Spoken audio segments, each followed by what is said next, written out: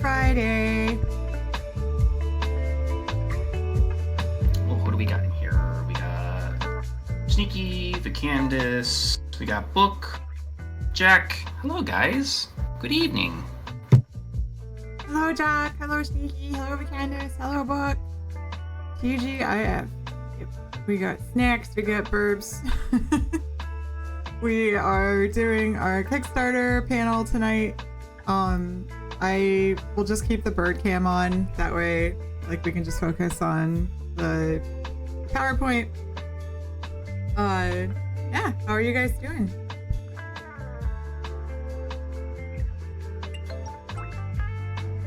Hi, Carmine. Thank you. Thank you so much, Carmine. Really appreciate you. The mage boy. Is that Tristan, like, hanging out in chat?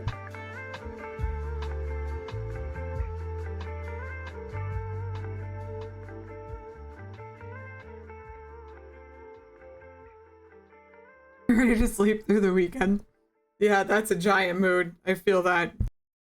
You've been really busy too. Yeah, you deserve the rest. I know we are feeling something similar, so I get it.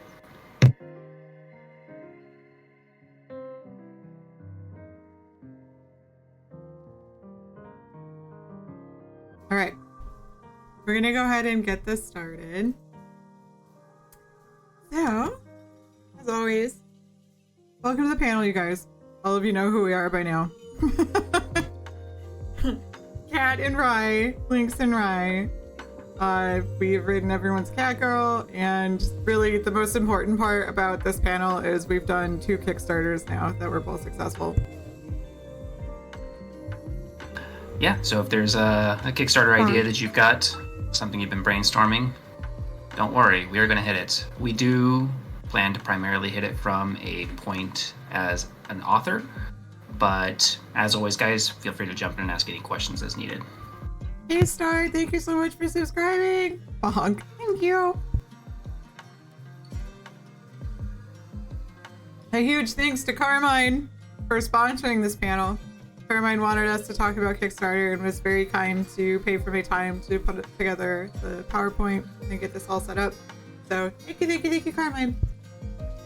Thank you so much, Carmine.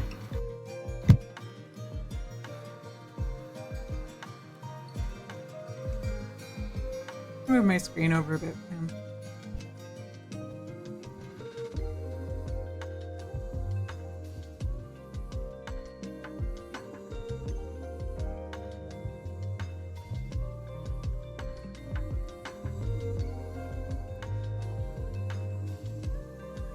Okay, that's better.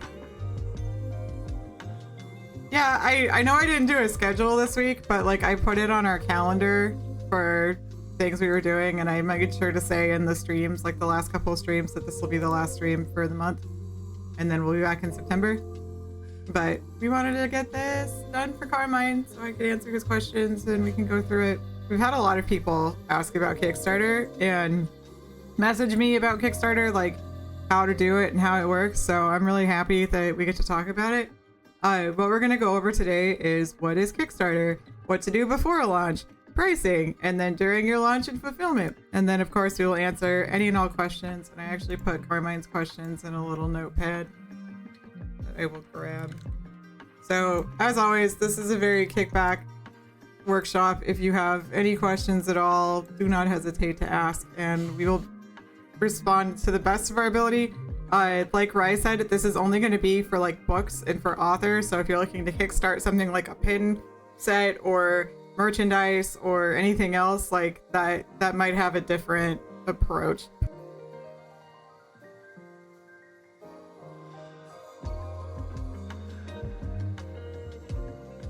All right, so what is Kickstarter, right? Kickstarter is a crowdfunding platform where creators post projects to raise money.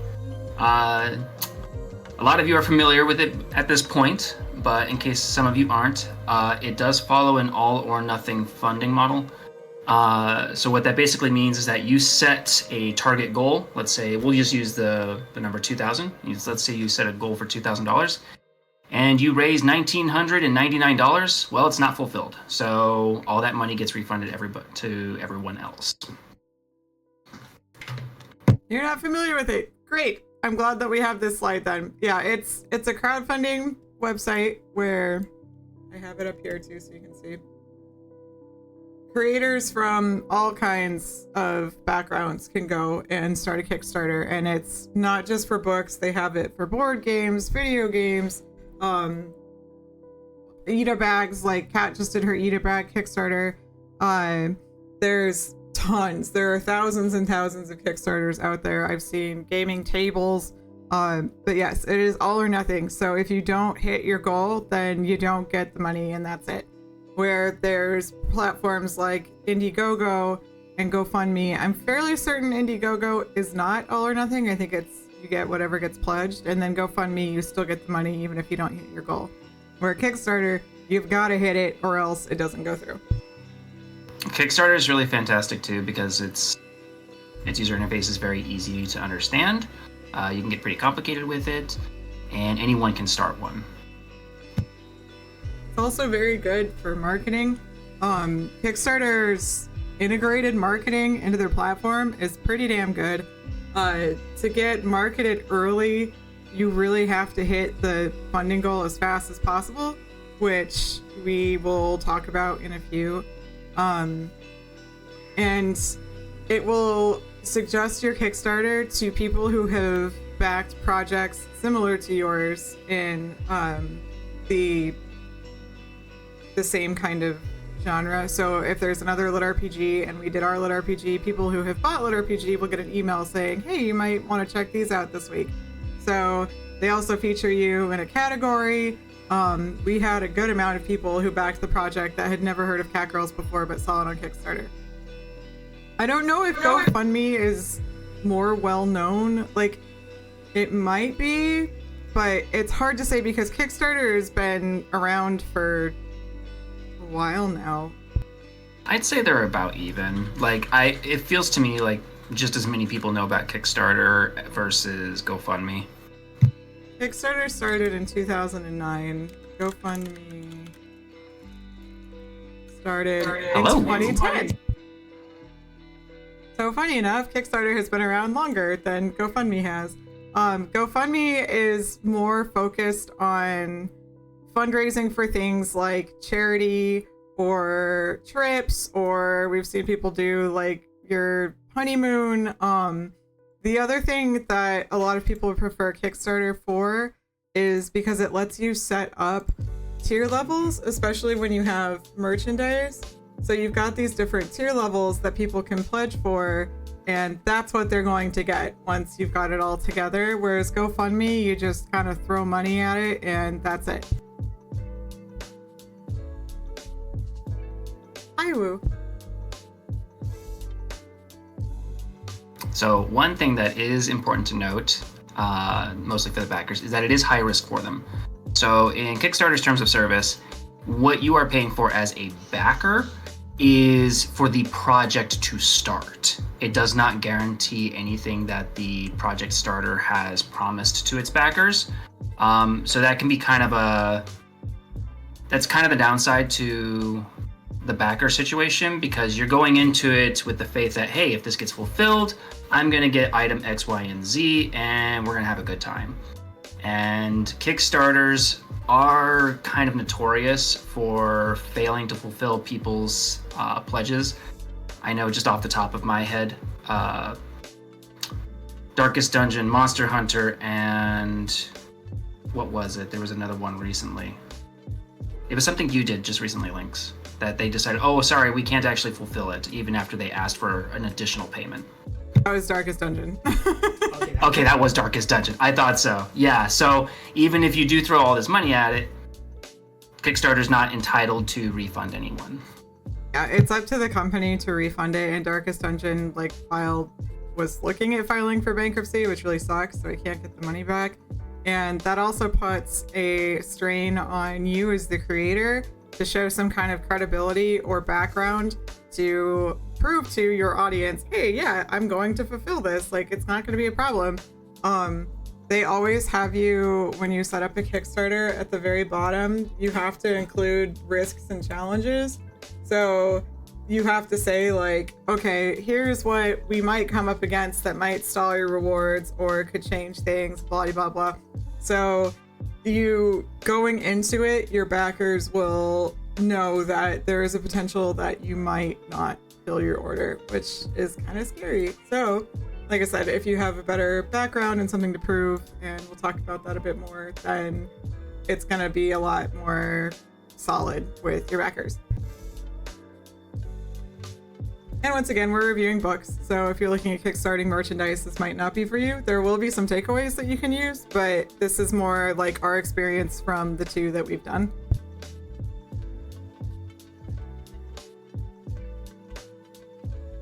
So I was gonna say, so Lynx, how should I prepare launching? Thank you. There's a lot that you need to do before you even think about doing a Kickstarter. So first, should I handle it myself or use a third-party company? There are a lot of publishing companies out there and big ones that handle a majority of the books that you see now on there with like the special covers and like the trimmed edges and the sprayed edges. Like a lot of those are one printing company that is putting it out there. But if you want them to do it for you, you're looking at putting in a retainer of like actually thousands of dollars before they'll even start looking at it. So those are typically for people who are already well established and doing relaunches of their books, or there's like bestiary versions or special editions or omnibus, etc. But you have to have the capital to be able to put it down and pay for. They're putting it together. A lot of times they're artists, they're marketing. So if you've got the money, I would suggest it, because honest to goodness, doing a Kickstarter is not easy and it takes a lot of work. So you'll see as we continue, but if you don't have the money, then really doing it yourself is the only answer. But otherwise, yeah, there's that option.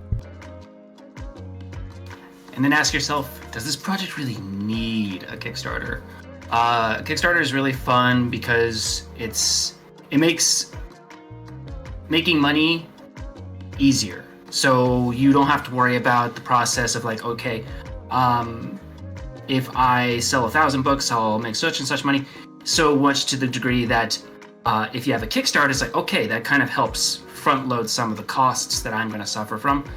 That said, though, self-publishing especially can be very cheap, depending on the level of quality that you're putting into it, whether it be how much the art is costing, whether you're throwing art into the book itself, page count, bindings. Not every project is going to need a Kickstarter. In fact, I know several authors who have been able to do it just fine without one. But if your book is the kind of title that has a lot of moving parts to it, then a Kickstarter could be very useful. Kickstarters too, any kind of self-publishing at all is going to take some upfront cost to get your cover sorted, to get, especially if you're doing paperbacks. If you're just doing ebooks, then it's a lot less expensive. But paperbacks, you have to learn how to format or pay somebody to format and design it for you. You've got to worry about the cover. You've got to worry about how it's printing, shipping costs. Like if you're going to go to cons, that's cost. I did a whole 3-hour panel on the cost of publishing before, that's on our YouTube, but I plan to sit down and chop that down at some point. But there's a lot. So for Kickstarter, if you're just doing an ebook, it's a lot less time spent if you just go pay for your cover and get a nice cover and then research how to market yourself than setting up a Kickstarter, because you're going to be spending a lot of time before, during, and after to get all of this out. Next point, research. So one of the questions that Carmine has was, how do you find out like what your Kickstarter is supposed to look like and what it's supposed to say? Before I did our first one, I went through Kickstarter and I looked at a bunch of indie publishers that were on there, not necessarily like those third-party companies. I did look through some of the third-party ones because they have really gorgeous graphics and how they take their pictures and what they were saying. So it's important to kind of match that and like have that same sort of energy. And then if you want to figure out how you should be pricing things, that's going to take research. How you should be marketing it, that's going to take research. How, like, every aspect of this, you can look through other people's Kickstarters, other people's social media posts, look at newsletters, just everything that you can to kind of absorb, like, okay, I like what they're doing here, I want to do this on mine. With that in mind, getting a Kickstarter going can be very scary. It's new waters that you're going to be stepping into, most likely for the first time. So with that in mind, it's important to have some sort of community, some sort of social media or newsletter backing. The reason for this is it's going to be very hard to get your Kickstarter out there in front of people so that they can see it and donate money to you. And having one of these things, preferably all three, is going to make that significantly easier. Chances are, if you do have a community or a newsletter or social media going and you have a sizable chunk of fans, many of them are going to want to donate to the cause, help you out, and that can help boost how Kickstarter's algorithm shows it to other people who might be interested. Yeah, unfortunately, you really can't rely on just Kickstarter showing your project around to everyone. Like, you have to have your own community somewhere, whether you're already posting the book and so you like launch it off to your web serial people, or if you have a Discord community like we do, or if you've got a Facebook or a Twitter set up and you're posting it there. Like, you just have to have some sort of established base before you go into it. It's a lot like Amazon, where you just publish your book and like no one knows who you are. It's kind of a drop in the pool, and you're essentially praying that like people will organically see it, and it's just, that's not possible. So we'll go over more options for that in a few, and kind of like the approaches that I took versus something that I would do in the future. But having an established reader base or community already is so beneficial to this.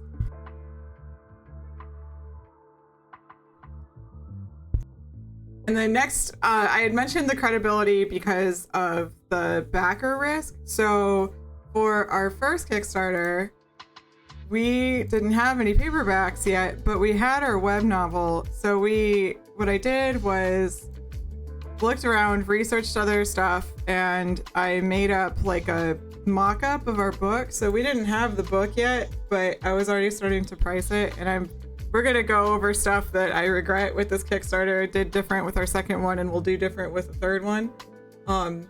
But people knew already that we had done some merchandise. So by the time we even hit our first Kickstarter, we had already done the coins, and then we had sent out keychains and stickers. So our readers understood that, like, oh, they say they're gonna send stuff out, they're going to send stuff out, like, we're going to get it. So that established credibility for us.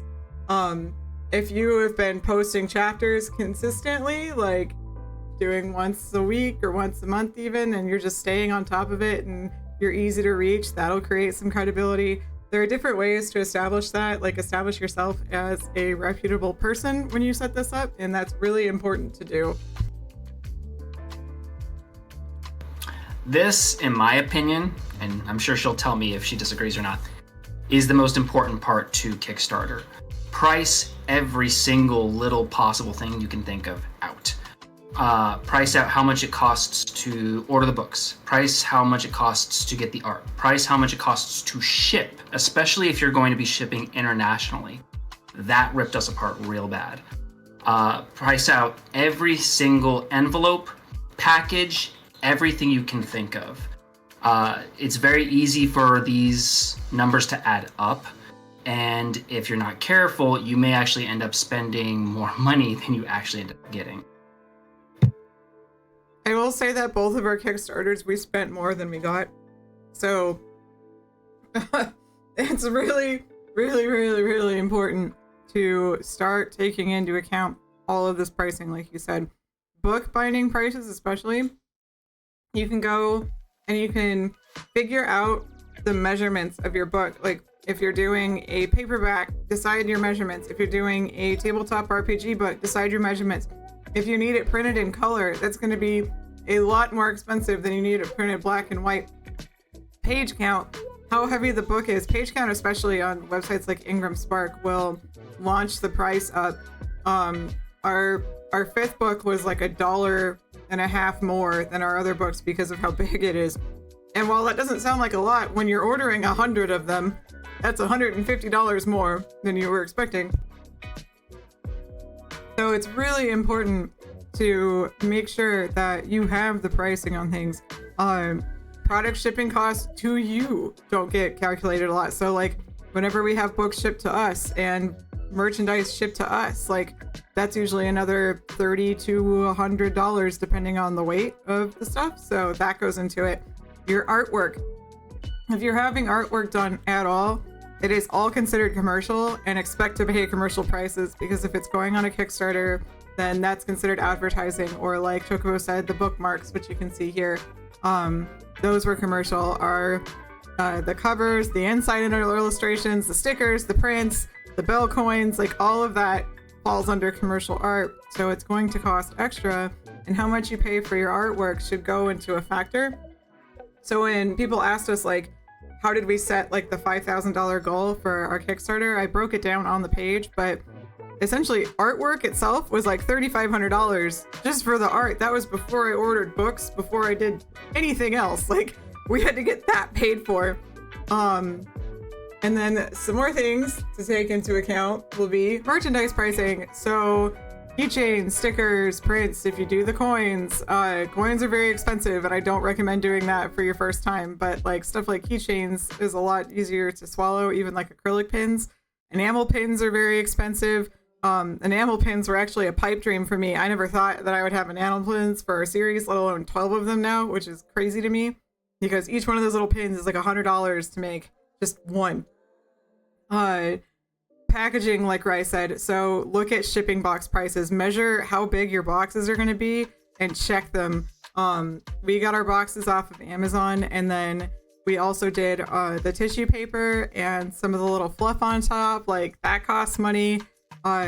Put a whole box together and weigh it, and then you can check websites like Pirate Ship. Pirate Ship will give you a huge discount, and even with the huge discount, and if you're sending medium mail, you're looking at like $6 for shipping, plus however much you paid for the box, plus however much you paid for all of the merchandise that goes in it, and you can see how it adds up very, very fast. There's a lot to it. So Uline, funny you should say that. Uline's minimum order number is very big.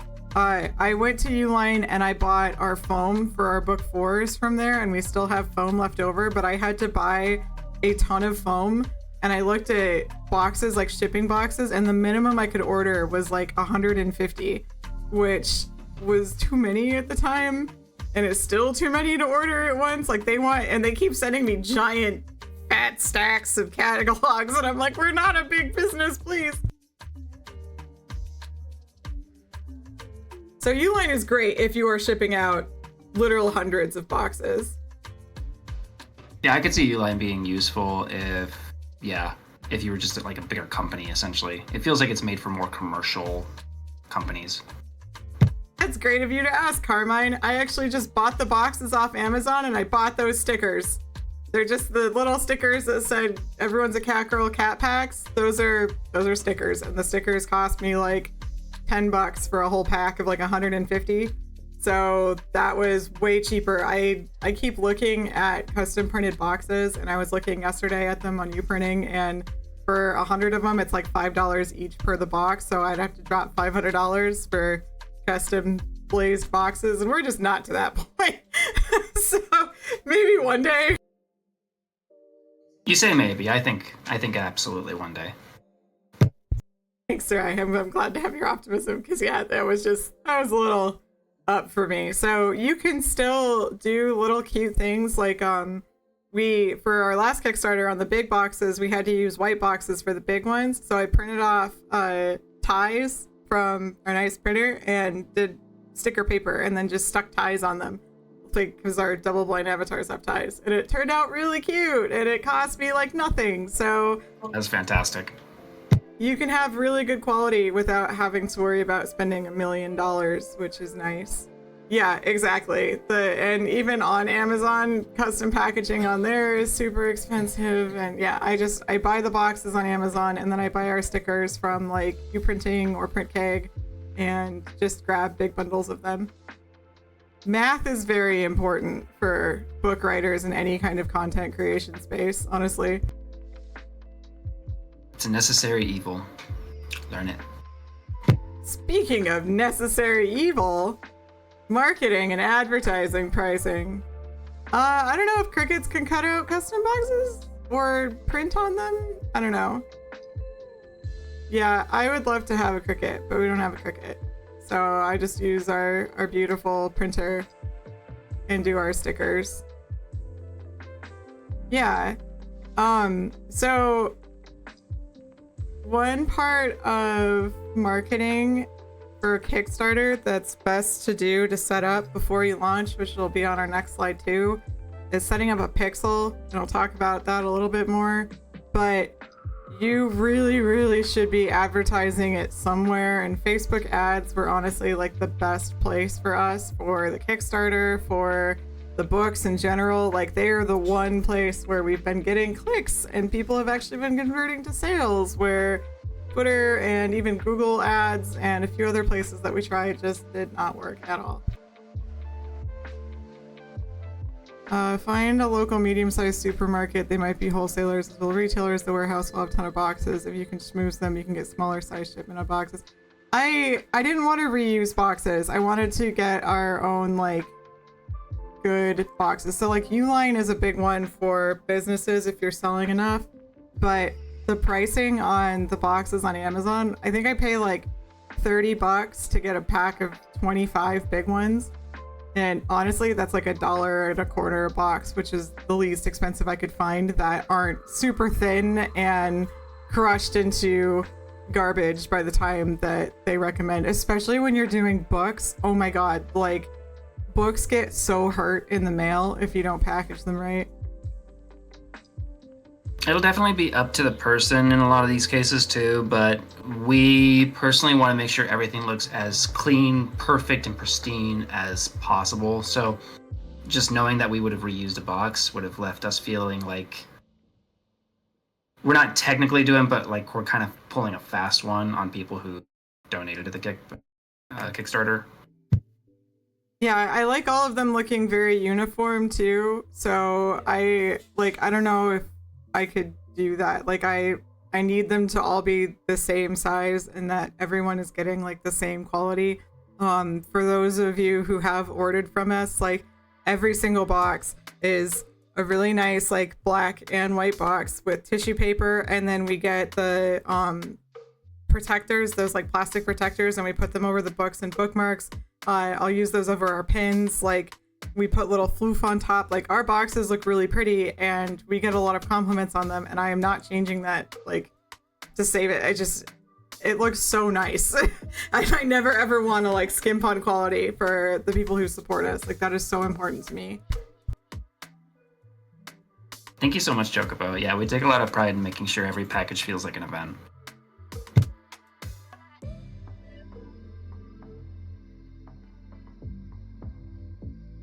So let's start with some pricing tiers, just to add up the numbers a little bit and add to that extra bit of income that you have to be concerned about.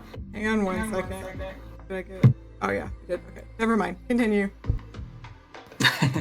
So, Kickstarter will take 5%. Payment processors can take anywhere between 3 to 5%, and I would double check those whenever you're going to take those. They do fluctuate quite a bit. You should assume at least 10% of every single pledge is going to go to feed somewhere. Shipping is expensive, especially internationally. Some of our orders cost us anywhere between $50 to $80 just to ship internationally. Any item that is 3D, and what I mean by 3D is something like a box. So anything that's basically not an envelope. So that would be coins, books, keychains, stickers can get away with it because you can throw those in an envelope. No, even padded envelopes.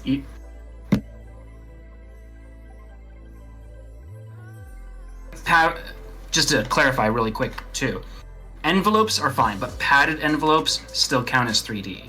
So those will also be taken into account. Those at minimum will be $5 to ship statewide and $20 to ship internationally. That's just at a minimum. The EU is changing things consistently, so research European regulations. So I'll leave her to explain that a little bit better though. So EU regulations, the European Union in December of last year changed it to where if you want to ship anything into Europe, you have to have a European ambassador somewhere who manages all of your safety information and your inventory information. They have to have their own address and phone number, and they have to be on call. So basically, it means that any small content creators who are shipping over to the EU are now blocked out, unless you want to pay like $3,000 to $10,000 a year to have in office. I did some research in hopes of finding someone that would be in budget, and it just wasn't happening. We don't sell enough over to the EU to like actually hire somebody to be our person for it. So when you're setting up a Kickstarter, that was a big question when it was going down. Like, should I ship to the EU? No, you should not. Unless you have like a dedicated office, not like I have a friend in the EU, he can do this. No, they have to keep all of your stuff on file and be ready to go if they get called and said, oh, well, you know, we wanted to know double-blind safety information on these keychains, and we're gonna need all of that paperwork. So it's not a friend thing. Just to clarify too on the 3D thing, so when we first made our coins, they're only 2 ounces and they're very thin, and we were like, oh, this is great. We could just slap 2 normal two normal stamps on them because they're 2 ounces and we can ship it. And we brought them all to the post office and the guy looked at us like, no, you can't. Oh shit, Star. Oh my God, thank you.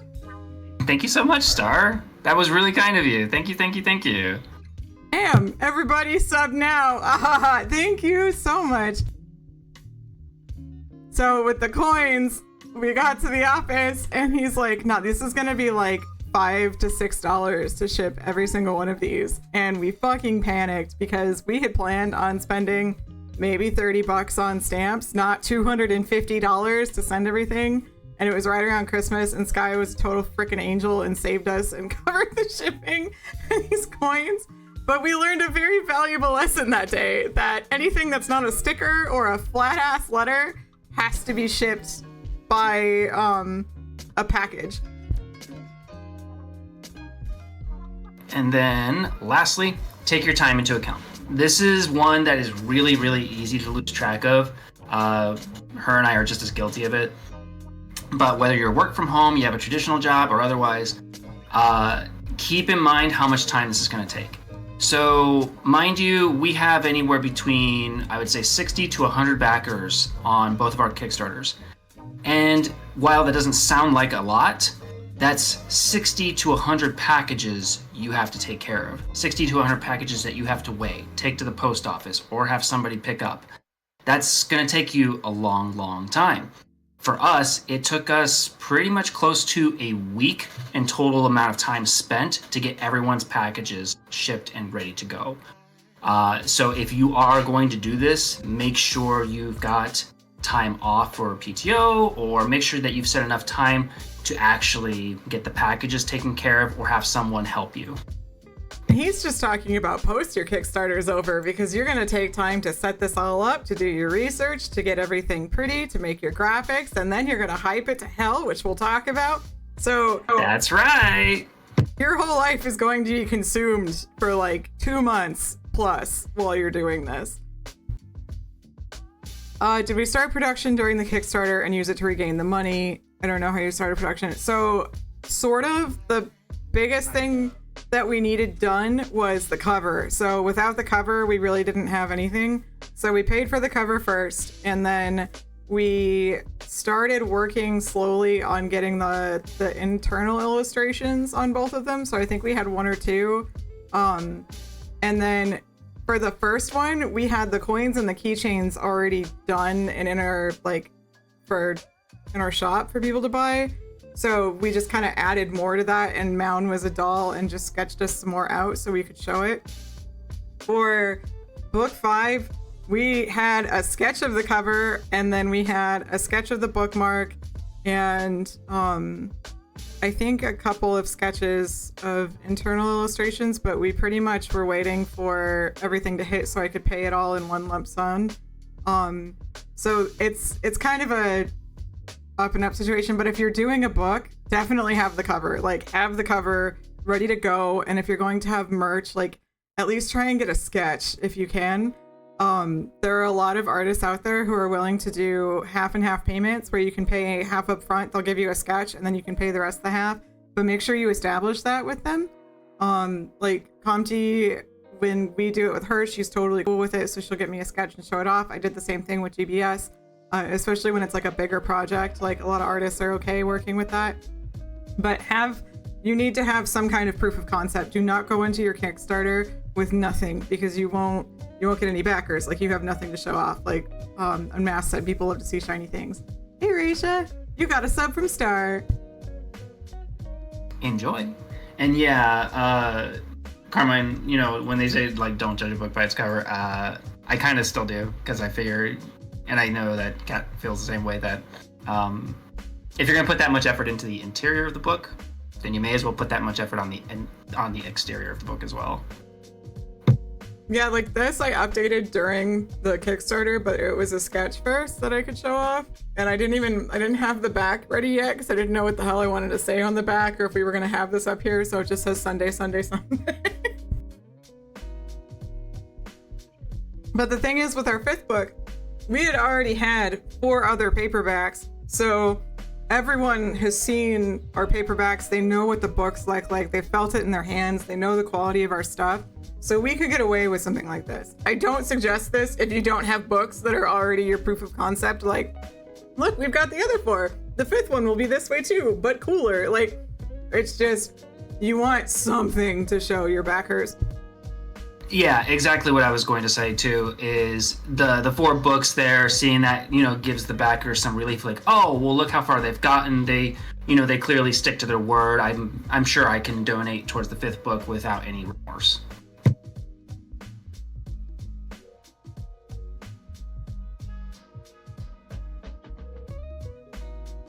All right, choosing a goal amount. This is probably the most asked question and most argued question that I see. Thank you for the hydrate. I grabbed some water. So the biggest goal, like we mentioned earlier, is paying as little out of pocket as possible. And I feel like with every Kickstarter, somewhere along the way, you're going to be paying out of pocket. It just freaking happens. Like, something is going to change. The fees get crazy. Like, for example, on ours, we suddenly had to find a different postcard artist, which, again, thank you, Sky. The tariffs were a huge thing this last year. Like, a lot of people who did Kickstarter were suddenly very afraid because they were getting a lot of their product from China, and all of a sudden, there's like 100% tariff on the horizon.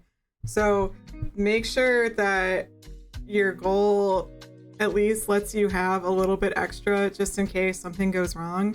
And remember, like we said earlier, the fees, like the 10% fees, are a lot more than they seem, and the shipping will sneak up on you very quickly. So when you're creating your goal, you're going to keep your order minimums in mind. So you're going to take that big sheet of paper where you have written down how much money everything is going to be, and you have to look at, especially if you're doing merch like stickers, pins, keychains. Vograce is very kind. Oh, thank you so much, Chocobo. Boys White Dragon. Thank you, Anya. Oh no, I lost it. Oh, especially if you're doing like the pins and stuff. Every website wants you to order a minimum number. Like our coins, we have to order a minimum of 100. The acrylic pair, the enamel pins, we have to order a minimum of 25. Vograce is very kind and has a pretty low order minimum on everything, like 1 to 3, which is a big reason why we like to use them, and they're very inexpensive. But make sure that if you're looking at doing like the hardcover with the sprayed edge pages and the tooled covers and stuff, a lot of companies that do those want you to have an order minimum, usually around like 100 books. So you need to make sure that you're going to set 100 books, you're going to sell them. I want to second what she's saying really quick here too, is that it could be very, very easy to sit there and be like, okay, well, such and such item is going to cost this and this and this and this. And then when you finally go to do it and you realize, oh no, I was only going to order 15, but they require that I order at least 25 in order to get any of my product. Stuff like that is very easy to overlook. So be very, very careful with that. With that in mind too, there are some pros and cons to having a low goal. The low goal is pretty easy to understand because it's like, okay, well, this is just the bare minimum of what I need in order to fulfill everybody's projects, basically, But of course, being the owner of the project, you absolutely decide, hey, I want to make some money from this. I don't want to just give it all away, So a low goal has kind of a catch-22 feel to it, as far as we've understood, is that it kind of makes it look like, oh, well, there are lots of people who can get into this. They can throw smaller amounts of money into it and it'll get back pretty easily. But at the same time, it can also give off the impression that the project doesn't really need that to begin with. You want to fill in a little bit there, Kat? Yeah, what he means by a low goal is, for example, we know we need $5,000 on this Kickstarter, but instead we put it at 500 because we know it'll get funded ASAP and it'll be like within minutes. So we can do that whole sticker up there that's like funded within 15 minutes. So that does help in the Kickstarter algorithm and it does help get more eyes on it. However, what happens is if you still needed that $5,000 and your Kickstarter ends and now you're at like 2,500, you're kind of screwed. Like now you don't have enough money to actually do what you wanted to do, and you have people expecting it. I saw somebody who did one of those like hardcover Kickstarters where she wanted to do the sprayed edges and everything. Her Kickstarter made $1,200 and she's like, yeah, I need to start shopping around for who can do these books for me. And I'm like, what? No. You just took. She got $1,200 for people and she didn't start researching it, and only like 3 or 4 backers grabbed the hardcover, which is really bad because those hardcovers are going to cost her like $60 to $70, possibly plus, depending. Like every merchant is different. So like we said, research. And again, Mono, we said it towards the beginning too, like you have to get proofs of everything and make sure it looks good before you ship it out. We have seen too many new writers and new authors just order like 500 books without actually ordering one damn book to like look through it and make sure that the formatting is right, that there's not anything egregious going on, that the cover is on right. Like there's so many little things that can go wrong, and you need to get a proof and fix it first before you order everything. But back to the funding, hitting funding, like funded on Kickstarter as soon as you can is great. But if you do too low of a goal, you haven't researched it, and then you don't actually make as much as you needed to, you kind of put yourself in a really nasty spot. Yeah, I don't like that. Star asks, when is the best time to start considering Kickstarter? I'll give you my answer, and then Kat can give you hers. For me personally, I think that starting a Kickstarter is valuable if you have completed your story and it is pretty much done and edited and ready to go. At that point, it's up to you to decide whether or not you want it to just be purely a ebook, if you want to add extra product to the Kickstarter, if you want to do paperbacks, hardcovers, anything like that, and then go through the rhythm. Go through the gambit of figuring out how much everything is going to cost and whether or not this is something you actually want to do. Yeah, ask yourself, like, why am I doing a Kickstarter? Like, why do I need to do this? Because for us, since each one of the books has a ton of artwork in it, and it's got the art on the cover, and then I have to take time off to edit it and then format it and make sure everything looks really good and format it into paperback and ebook. Like, even when I'm sitting there working on nothing but Catgirls to get everything done, it usually takes me like 3 to 4 weeks to finish it all, which is 3 to 4 weeks that I can't spend on commissions. So I need to get some money in there somewhere, which is a big reason. And then all of the art is like $3,500, which we just don't have. So that's why we needed it for that too. If you just have an ebook and all you need is a cover, like what are you offering to people who are kickstarting your project? What is that going to escalate for you? Like, how will that help you? Otherwise, you can start it, as Rai said, start it after your book is done and you have a proof of concept. Like, don't start a Kickstarter until you actually can show people, like, yes, this is my cover and this is what the book will look like and these are my plans and this is what I'm going to do. Like, make sure you're already at the point where you've got a product to show off and now you're ready to ship it. Agreed. Yeah. So don't reach like any sort of like halfway point with your book or anything. Make sure it's complete and ready to go, because you don't want life getting in the way. You don't want your process getting in the way. And then let's say, you're 80-90% through the book and you're like, you know what, I actually really hate this book, but I've started a Kickstarter, so now I'm kind of committed to finishing it and making sure people get copies of this book. Yeah, don't be the tech people with the half-built ideas. Like, most people will not back a Kickstarter now unless they see somebody using the thing right there and it's ready to go, because so many Kickstarters have screwed people over. So it's really important to make sure you're good to go. How long do Kickstarters usually run? 30 days. That's what Kickstarter recommends. That's what everyone on the internet recommends. So 30 days. Okay.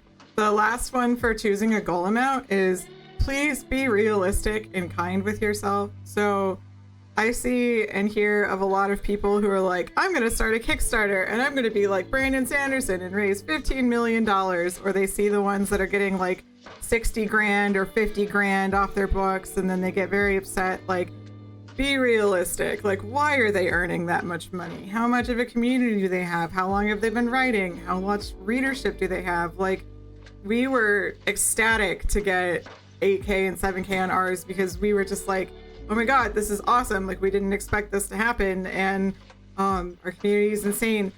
So we're still over the moon and are so appreciative. And I don't set these up thinking like, today I'm going to make 100K on Kickstarter.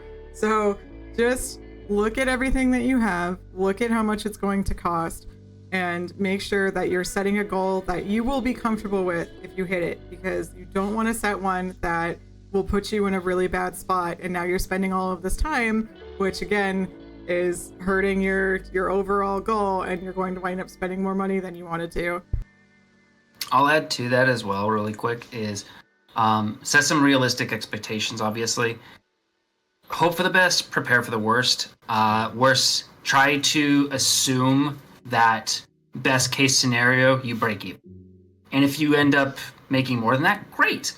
But it's very, very important to just take into consideration just how much time and money all of this takes. It's really easy to look at a Kickstarter and be like, well, look, they raised like $10 million. They raised $30,000. And then you look at what goes into everything else, and all of that money disappears quickly. So be kind with yourself, be realistic with your goals, and power through. Our first one, we actually were really scared that we weren't going to hit the goal. Like, we were like a week before it was over, I think, before it hit the goal, and then went over, and we actually got the stretch goals and stuff. So it's really dependent on a lot of things. Luck is a factor, and like the second one, we hit the goal within like 72 hours. So it just, knowing what you're getting into, knowing how you set it up, it's being prepared for this and not just launching in the dark is going to help you immensely.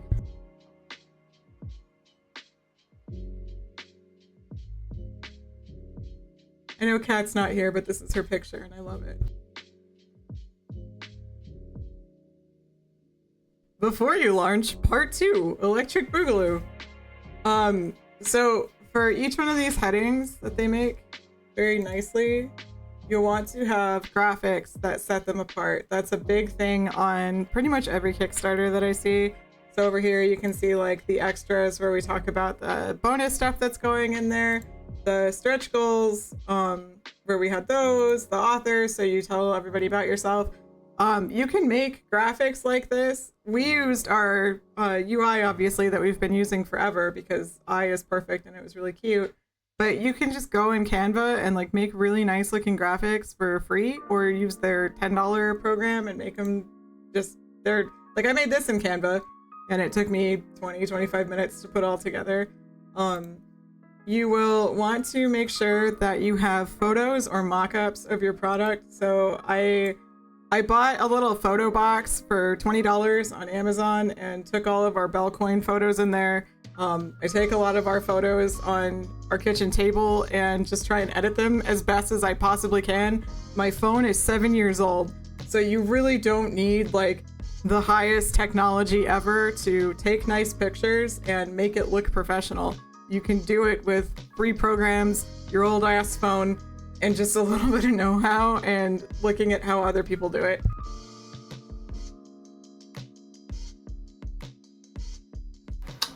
Then next, determine your stretch goals. So the stretch goals to us are a lot of fun.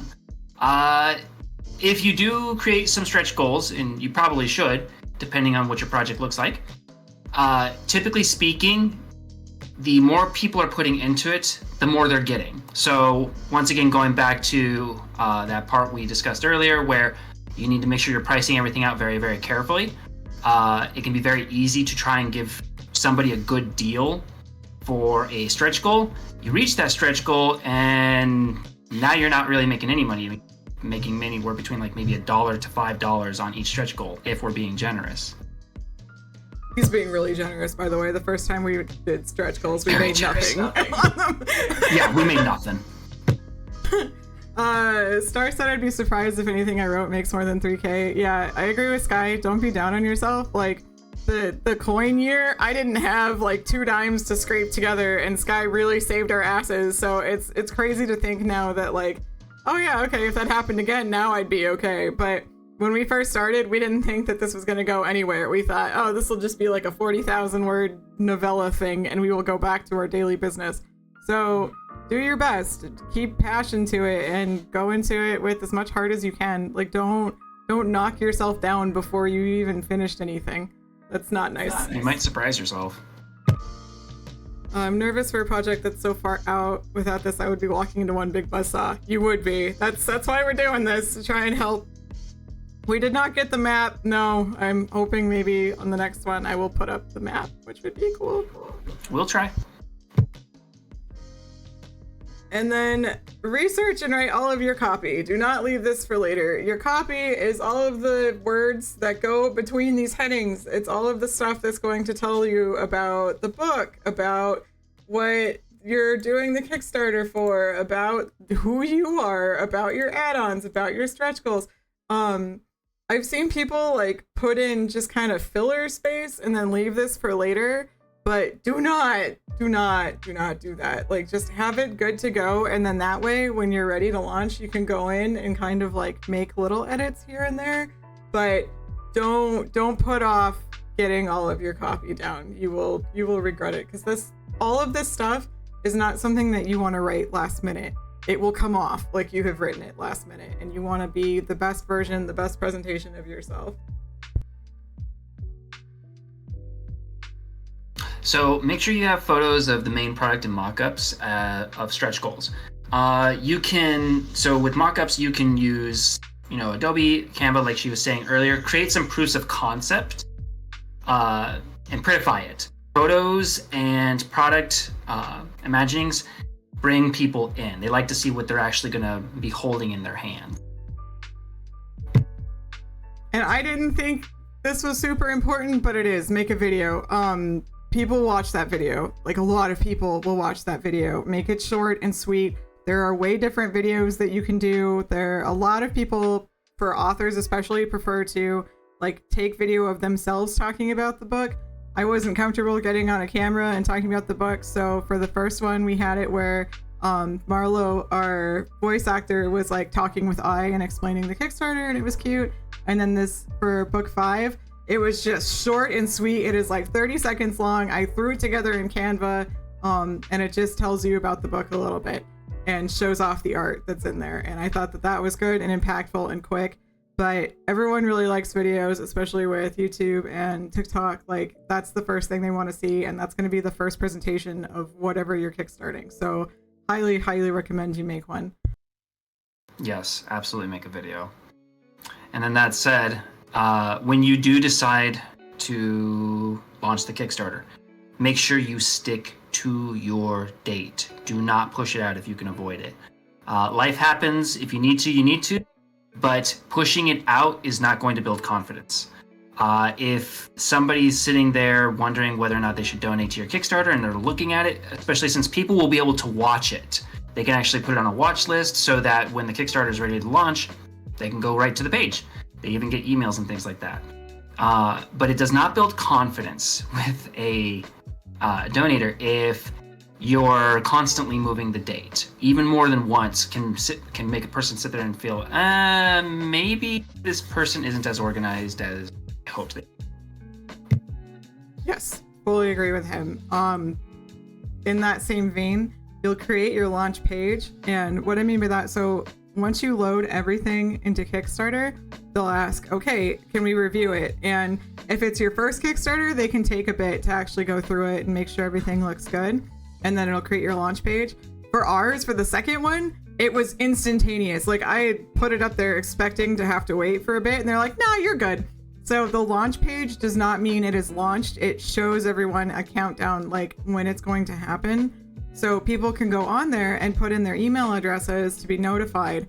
Now, this is a thing that I'm going to be doing for our third one, is setting up a Facebook pixel. I did not do this for the second one. I was already in launch by the time I learned about it. Facebook Pixel creates an URL link that is specific to Facebook that will lead straight to your Kickstarter page, and it can track, it'll save like who did it, and then that way it can remind them like closer to or the day of your launch, like, hey, remember you signed up for this? And then it'll bring them back to the page plus the email, and you can see how many people you're bringing over. So setting up an ad for the Facebook Pixel is what I have come to understand is very, very, very good. That will get you a lot. You want to get as many people signed up on that launch page as humanly possible, and then you can assume that about 30 or 40% of them are going to pledge. So if you have 100 people, that's like 30 or 40 people that are already ready to go, and that'll help you lead to success and getting to that goal ASAP, and trying to get on Facebook or on Kickstarter's marketing, like on their front page, and getting like Kickstarter selected or whatever. I don't know how you get that button. I don't think Cat Girls will get that button, but it's worth a shot. And I say this on our next one like it's happening soon, but it won't be. Like maybe later this year, maybe. That's a big maybe. But yeah, one for book 6 has to happen so I can get everything put together. So we'll get that eventually. But yeah, so this is a lot for just before you even launch. Like, these are all of the things that you should be doing and setting up to do to make sure that your Kickstarter is going to be successful.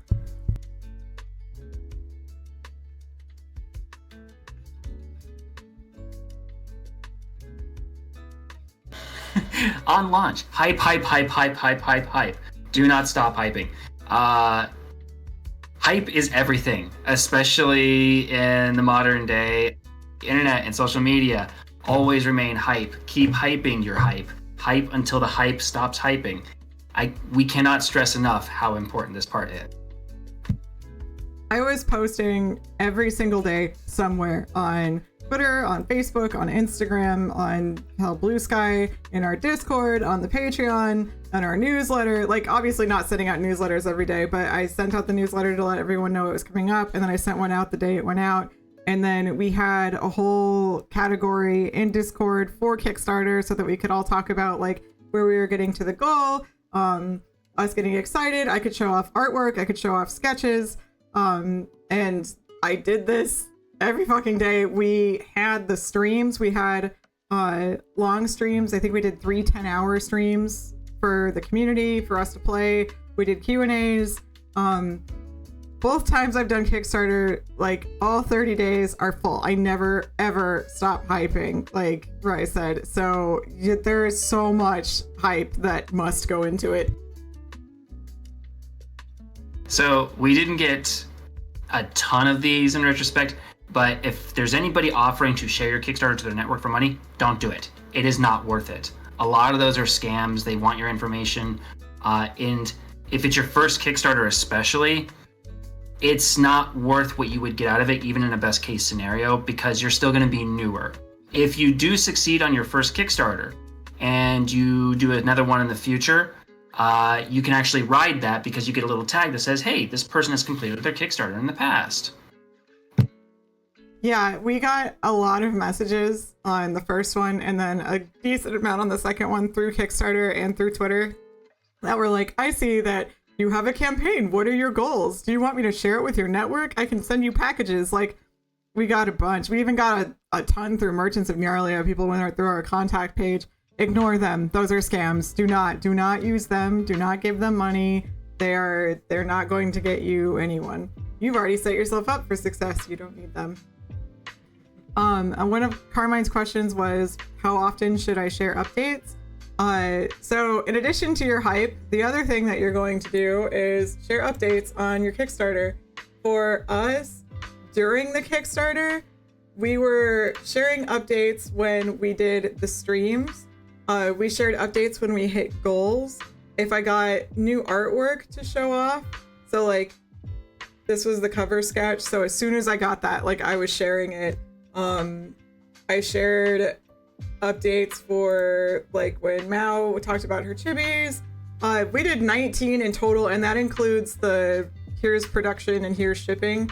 So after it was done, we did 5 more updates. So I did 14 updates. So that's one every 2 days for people to talk about it and remind everyone. And I threw in another stretch goal to get like some more cool people in, and you'll be updating constantly.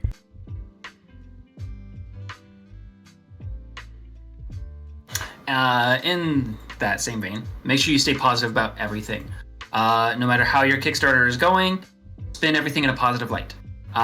You know, if you haven't had your first backer yet, say, hey, we're still, you know, frame it in a sort of way like, oh, can't wait to get this backer. It's very, very important that you stay positive about the entire campaign for your Kickstarter. Yes, and positive language goes a long way. Don't ever sit there and say like, oh, I wish I would have got that, or I wish I would have made more. It's too bad we couldn't have gotten this or that. Do not do that.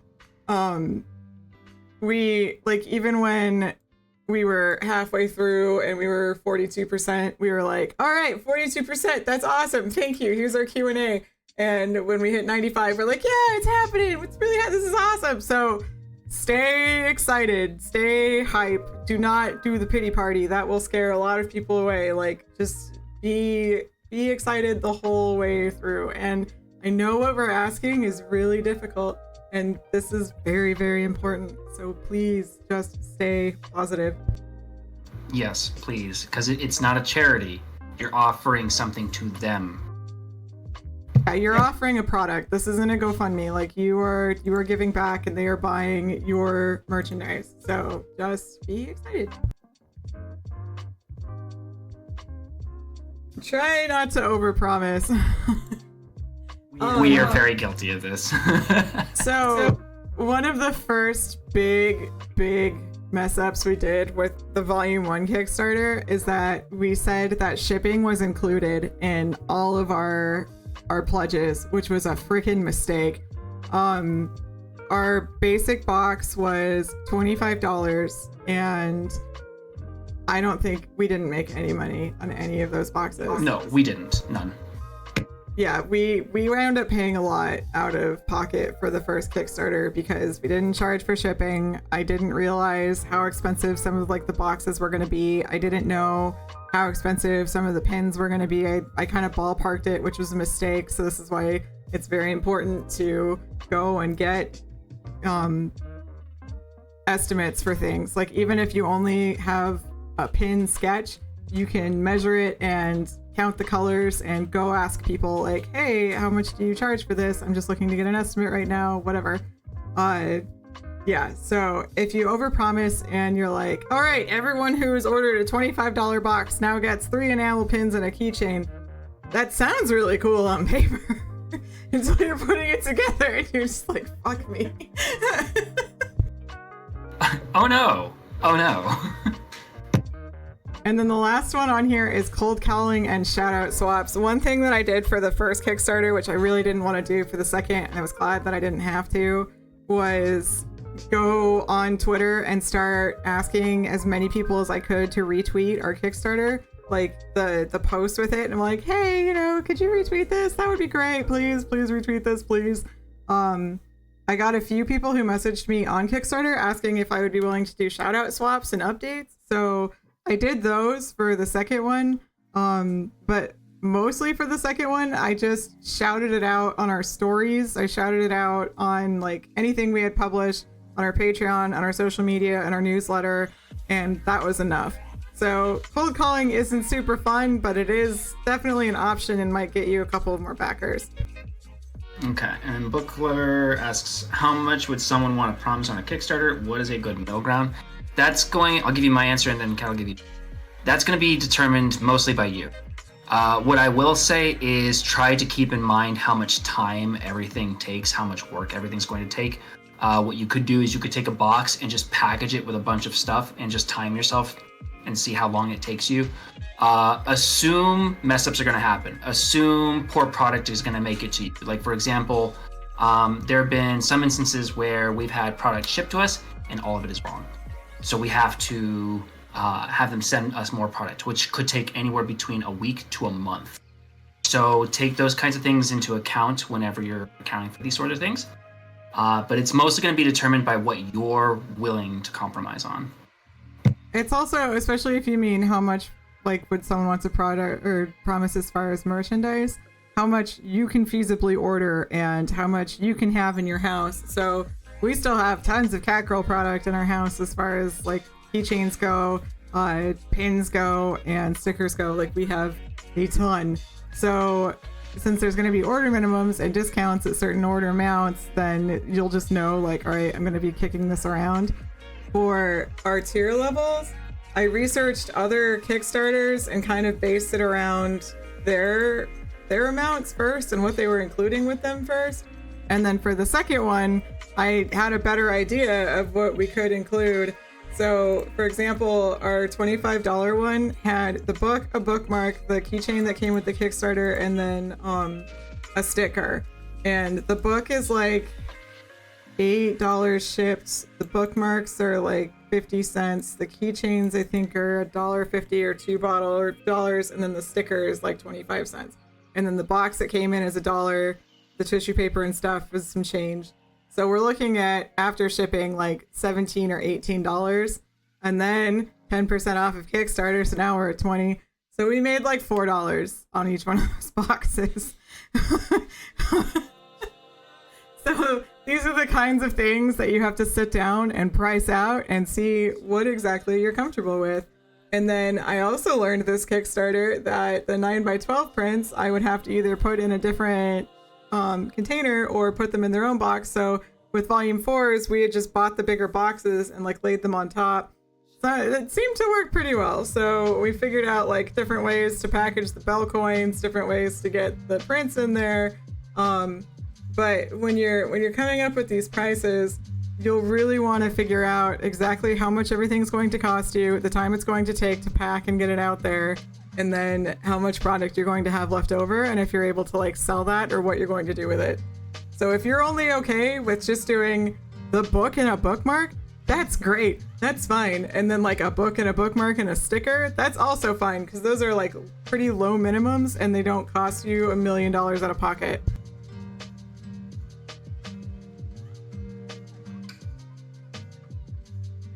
Hop to the next one. When you hit funded. Are you still hyping? You best still be hyping. Even after you fund it, you still need to keep talking about it, still advertise it. You can use this to your advantage to really get some late donations as well, if your Kickstarter is set up so that you can receive late funds. This is actually, for us, for me anyway, the most fun part about this. This is going to become your entire life until this stuff gets packaged and sent to people. Do I have to pay the tax man on any leftover? You have to pay the tax man on all of it, and then you have to go in there and you have to put in exactly what you spent on everything. So you need to keep all of your receipts when you are buying your product, and that includes art, that includes merchandise, that includes books, all of it. Keep everything. Yes, whatever is left over, you will be paying taxes off, and the rest, like, obviously you just put the receipts in and they do the difference. But yes, taxes. Agree with Rye. You will not stop hyping. Even after you're done, you will be updating people on your progress, on how the drawings are going, on how the book is going. One thing I didn't touch on was the timeline. So Kickstarter asks you, and you have to tell your backers, like, when you think this will be fulfilled. Give yourself leeway. Like Rye said earlier, something might happen where you have to reorder posters, or you have to go find a new artist for something, or your keychains got there and your stickers got there and the quality is ass, so you have to redo those. Give yourself what you need plus like 3 or 4 months because you want to make sure that everything is top quality, that you stay on your promise. It's better to promise later than promise early and then keep pushing the dates back. Like, I think for the second one, we said the delivery was January. Yeah, January 2025. And I think we got it out like, oh no, March. We did March. And we got it out right at March. So that was great. All the digital stuff was January because that was done, but everything else I knew like was going to take time to get us, and I had to order from a bunch of different companies to make it work. For shipping from places like Vograce or Alibaba, you should be looking at like a month minimum. So yes, please be kind to yourself when you're deciding. Like, give yourself a year and a half if you need to. Be realistic. Don't say I'll deliver in 5 years. Kingdom Death. Like, be good. Get it in a decent time amount, but don't kick your ass to do it.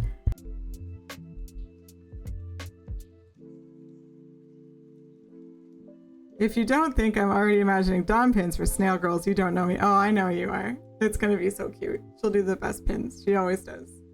Have fun graphics for revealing your stretch goals. Hype those too. I showed some of those off earlier. I like to just do like an overlay of the pins and shove them on a piece of artwork and then put them on there and then like show the actual pin drawing when it's done.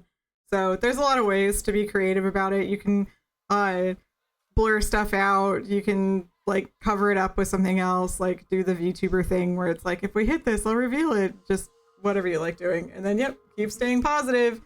Make sure you're positive. Positivity on your hyping. Hype and positive. Constantly. Yeah, so like these are my graphics for the stretch goals when they weren't unlocked. So I just took the artwork that Dawn made and I covered them over with a gradient and I slapped them on art by White Cat and they look beautiful and White Cat was cool with it. Always, oh yes, always ask your artists if you're using your stuff, but you got it for personal work. If they're okay with it going up on a Kickstarter page, like do not assume that it's okay. Always, always, always ask. Now we'll talk about fulfillment. So really quick, first one's real nice and easy. Payouts happen 2 weeks after funding. And that assumes that you're not going to run into any issues with credit cards, fraud, or anything else. We did have a couple instances that showed up like that for us, which we did have to reach out to some of the other backers and figure out what was going on with them. Like I said before, hope for the best, assume for the worst. So try not to depend on it too deeply, but I would say be prepared for like a good quarter of those payouts to be slow or have some sort of issue. So just keep that at the front of your mind when you're trying to get product ready. Honestly, I think a quarter is really high. Like, I think I only had to reach out to 2 or 3 people, and we had one that just didn't respond, and it didn't get paid, which wasn't a big deal. So, yeah, and that was out of, like, 80 pledges.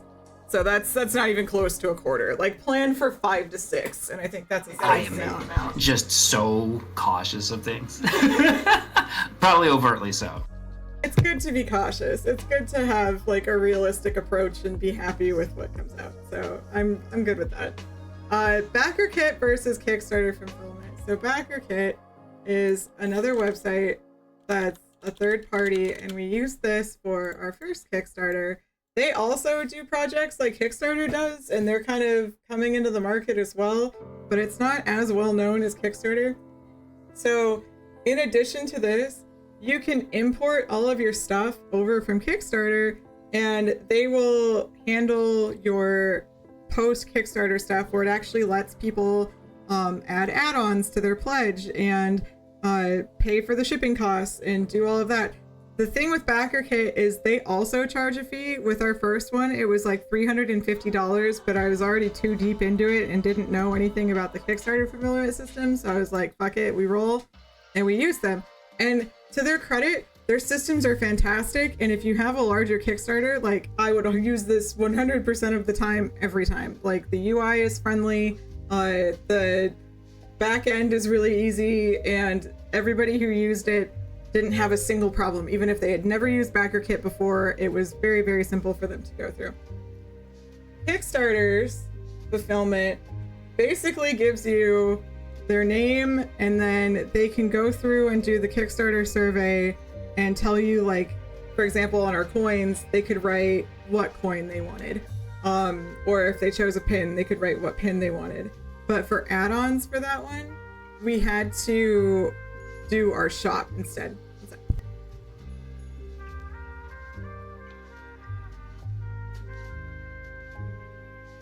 Ryan's going to eat, so you're stuck with me now.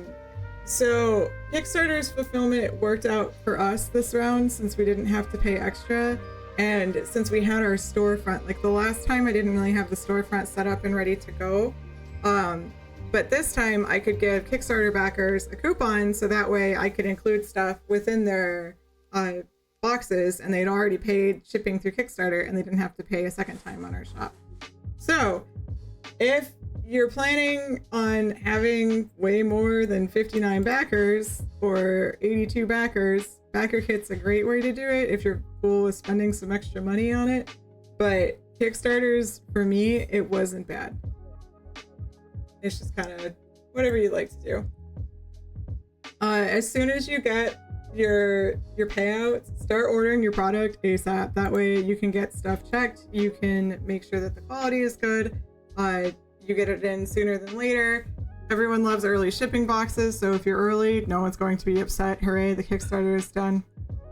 And we talked about this too, but save some extra money for mishaps. Like, don't get the money and start spending it and expect that, you know, everything's going to go perfect and all of my math was excellent, so I'm not going to spend a single dollar extra. Just don't do that until every box is shipped. Quality for us is incredibly important. We talked about our shipping boxes and what each of our boxes look like. We make sure to do plastic wrap over all of our books just in case it rains or the box gets wet. I don't want the books to get hurt. I insure anything that's over like $75. We've had lost packages. Poor Black Mamba, his package, like we finally got it to the UK.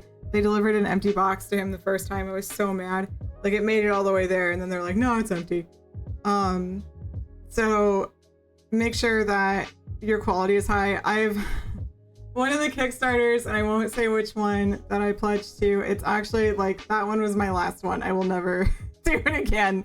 I got the book and they sent it to me in a already used Amazon bag, like those Prime bags. So they had picked one of those up, taped it all together around the book, and the formatting is miserable. There's like 3 inches of space between the text on either side, like on the inner with the gap, and then on the outside, and the font is huge and the clip art is weird.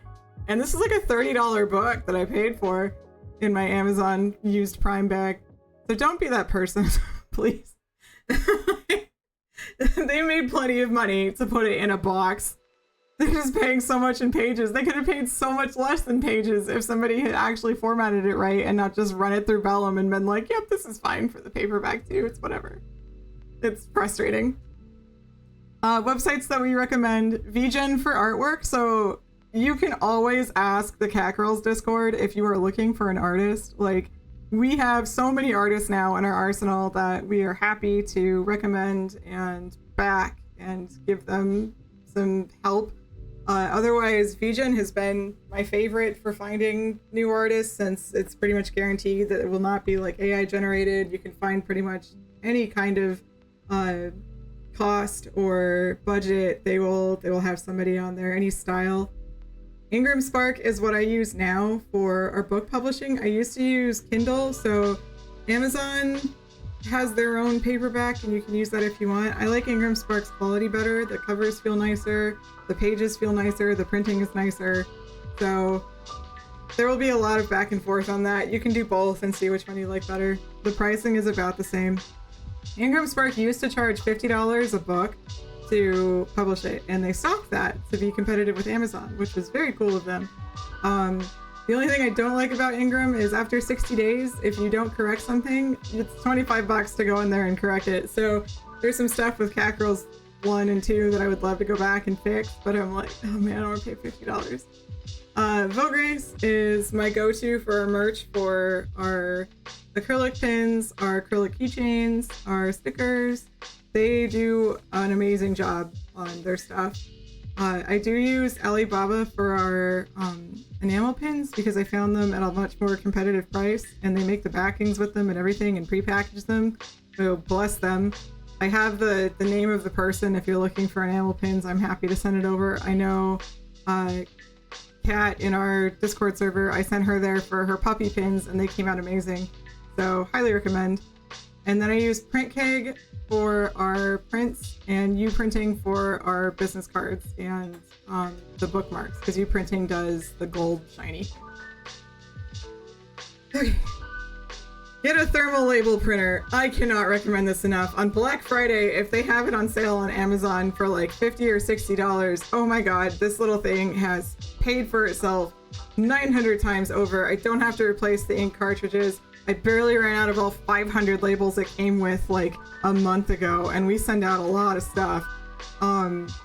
They're very easy to set up, and I can't recommend buying one enough. Like it's I'm gonna second everything she's saying. The thermal printer is godly. Yes, and you can get all of your labels on like Pirate Ship, which will give you a really nice discount, and print them right off of there and slap it on there. And if you're in a good area, USPS will just come pick up your stuff, which is great. Otherwise, you just go in and drop it all off and it's ready to go. And then we talked about updating your backers, like even after the Kickstarter's over. I like to send out at least one email a month, like just to let them know, hey, this is what we're working on. Here's the updates. Like, here's what it looks like. Give more pictures, get excited. Remember, keep the hype going. We're still hyping. Are you still hyping? And we talked about the refunds and unresponsive backers. We are still alive, hyping. We are still ordering stuff. We are still hyping. Are you still hyping?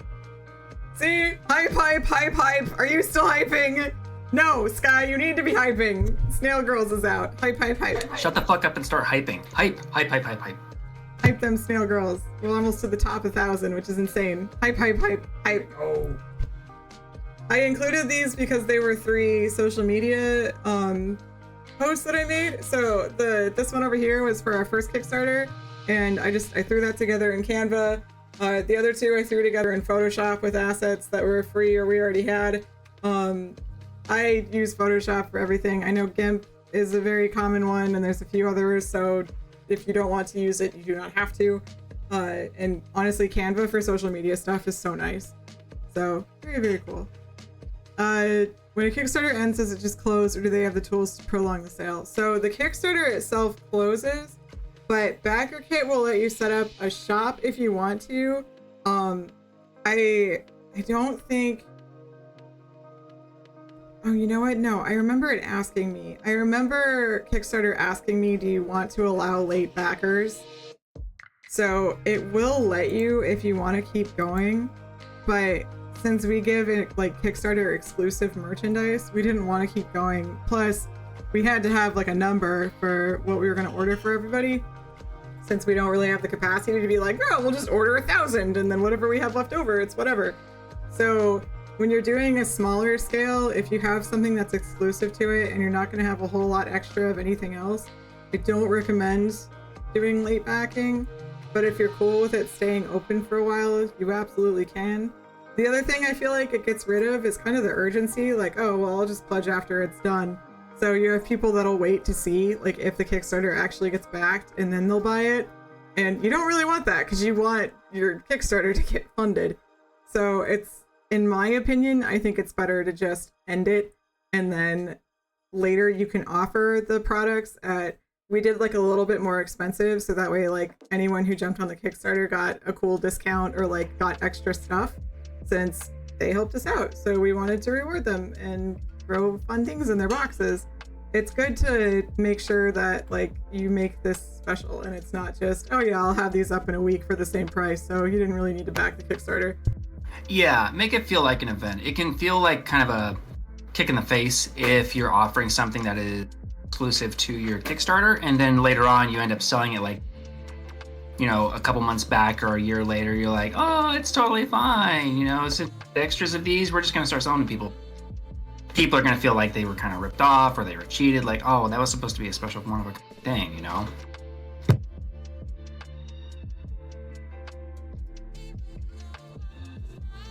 Are we still hyping? Keep hyping. Keep hyping. And as always, your story is awesome. There's always an audience, whether it is on Kickstarter or not. Please keep writing. Please keep working on it. Not everything needs a Kickstarter. I know how exciting and fun that they look. They are a lot of work and they are expensive. And I think it's really important to ask yourself, like, should this be the way that I go? And is this the best option for me? Yeah, don't worry. That excitement will dry up very, very quickly once you start working on the Kickstarter. It's a lot of work. And to be fair, it can be super, super exciting. The goal here, though, today was to just make sure that we set realistic expectations and help you understand just how much work this can be. I'm looking through Carmine's questions real quick. What's the best way to find the resources you need to make your Kickstarter project? Well, this is a resource. Also, researching other Kickstarters. So I know you were looking at doing the tabletop RPG book. Go look at those Kickstarters and see what their goals are, how much each pledge is. See if you can find out the publishing company they're going through, and then that way you can get a quote. Most people will put in the team like who is handling the publishing. Reach out to them, ask questions. Do not be afraid to get estimates.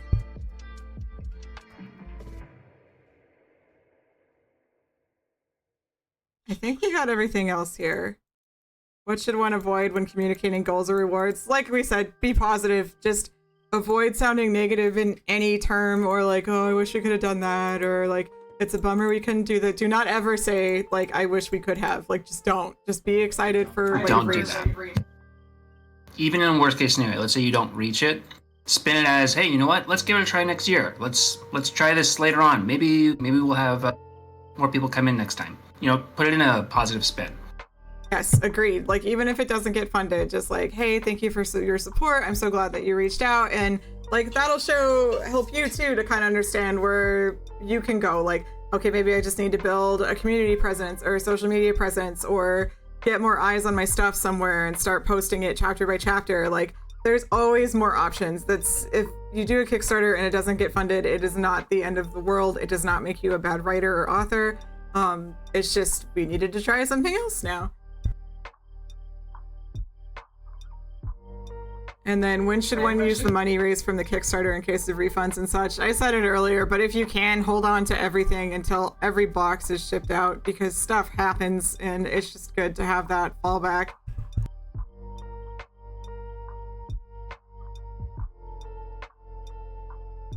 And these are all the questions I had in here. I know this is a ton of information in like an hour and a half. I know this is a lot, but this is everything that I have told to two separate people now who've come to me and asked for Kickstarter help. Like, I tried to include every single thing that I told them. Math is so important. Do the math. Cannot stress enough how important that is. Do the math.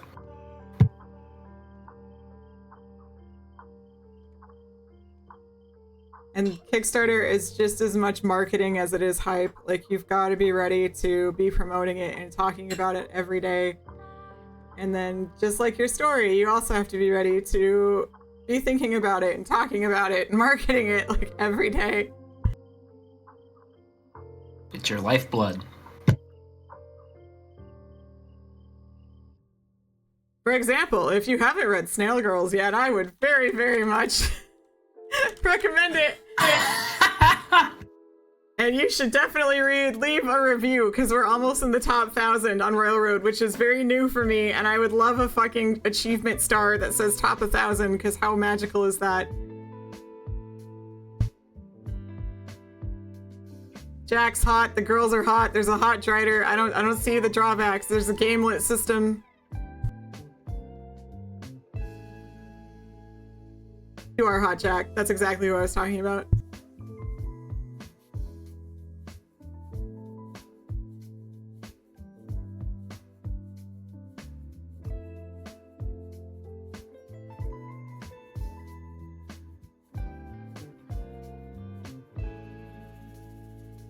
But yeah, we plan on doing a Kickstarter for book 6 either later this year or beginning next year. And I've been on the fence about one for the omnibus, because man, I would really love like a hardcover sprayed edges thing, but I just don't think that we have the power. No, we don't. No. We're gonna keep it simple. I know. But it would be so cool. We'll still get a new clever cover, and I'll look at hardcovers from Ingram and see how much they are. Yeah, we can do that once we're actually making bank on it, so. We don't have to be making bank. The hardcover stuff just makes me uncomfortable. Why? We can order them from Ingram, like one by one. I guess this is a conversation we can have later. Okay. Yeah, look at Mia and her cup. She's so cute. Support Mia and her froggy friend. There will be another chapter on Sunday. Please look forward to it. Snail Girl Sunday. Froggy King.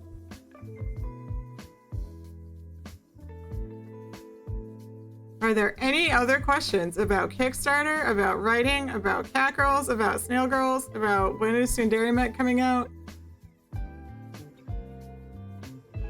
Anything at all.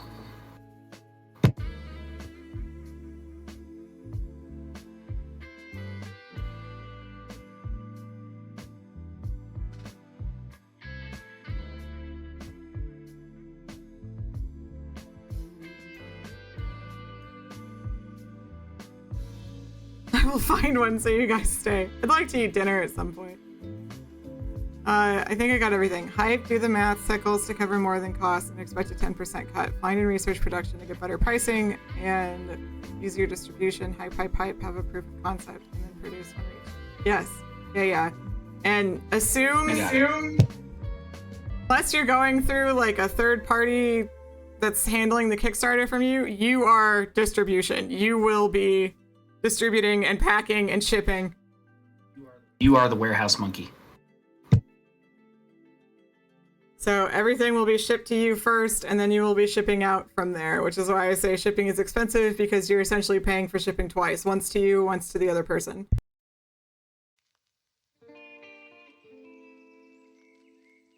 And keep hyping, and don't lose faith, and just, yeah, you can also, so when you're setting up Kickstarter, you can share a link at the end with people who can go and see it and look at it. So please have a couple people look at it, like ask one of us to check it out. You can ask anyone in Cat Girls to go on there and look over it and give you feedback. Like we did that this last time, and it helps so much to have people reading over it and like asking us questions. So it was like, oh, where was this? And it didn't talk about this. Oh, that was one more thing I forgot to bring up. So there's an FAQ, sister. There's an FAQ section on Kickstarter, and it's very good to fill this out even with a few questions. So for us, we did like, what is lit RPG, and explained exactly what kind of genre that is in case people wanted to read it but didn't understand what that meant. Is everyone a cat girl? We get this question so often it makes me scream. So I've included it pretty much everywhere that I can. Will the books be, or when will they be delivered? And then how much is shipping? So it's good to have a few of these, especially if you're getting even one person or two people asking them, like just add them. It makes your page look more interactive and like you are actually answering questions. So often we renamed Everyone's a Snail Girl because I was tired of answering this frickin' question. Jack, I need to establish a hardcover book publishing business so I can give you the discount. Future goals. We could do, like, hardcover is one thing, but, like, the sprayed edges and tooling and leather and stuff is totally different. It's a completely different monster.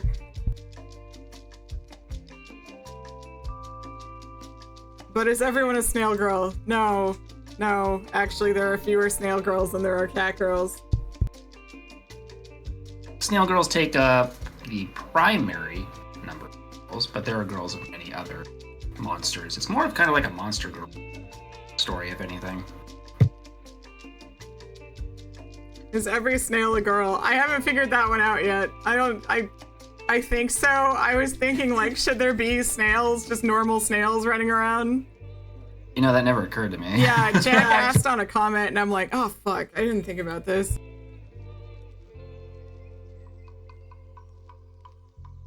Yep, there's the Drider.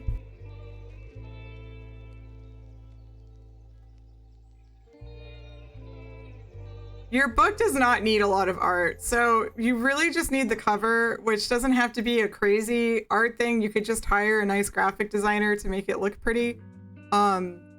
We do extra art since ours is in a light novel format, which means that people are expecting art on the inside, and we just really love art on the inside. So yeah, we're, like Sky said, we're just fucking ridiculous about art. Snail Girls will have art, I'm sure. Sahira will have art on the inside. Sundari Mecha will have art on the inside. We really love art. And yeah, that's basically it. Even if you want to make a more traditionally made book, you can just stick with the cover art, and you do fine that way. Like, even the bookmark doesn't have to be an insane amount of art if you don't want it to be. You can just use something simple and add it in there, or like the title on there pretty and make it shiny. I don't know. There's different ways, and not buying hundreds of pieces of art.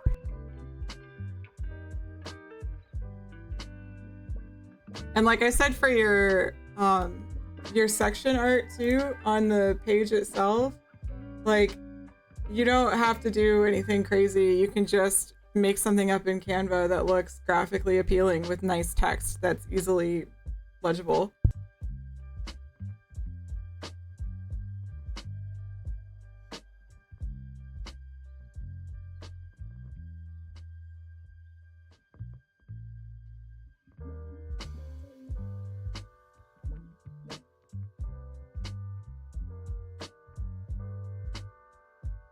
I feel like making a cover in certain graphic design is different. Like, there's different levels of graphic design, just like there's different levels of writers and artists.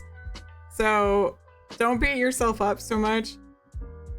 Especially, thankfully, with places like Vogue Race now, you can find someone that does it for very, very inexpensive. And a lot of it too is practice. Like, my very first covers did not look nice, even with me paying for the art. Like, the text was okay, but it makes me cringe, and the spine especially makes me cringe. So you practice it a while, you look at different books, and you just kind of start adapting a style.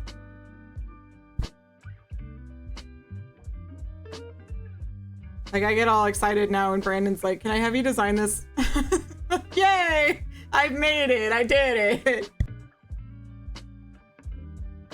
And like, even this cover, so this was a mock-up on the first Kickstarter, and this cover is totally different than what the cover looks like now. I had planned on putting the volume 1 up here, which is way too close to the fucking edge, as well as like the artist and stuff.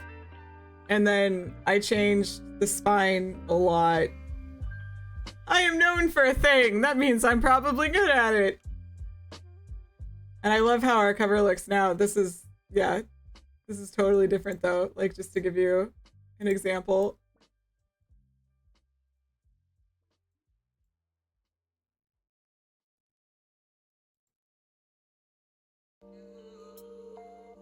Okay guys, I'm hungry. We very much appreciate you hanging out with us and coming to our workshop. I know it was like a weird time, and yeah, so thank you. Thank you for hanging out with us on Friday for a bit. I'm going to miss you. We will be back to streaming next month in mid-September.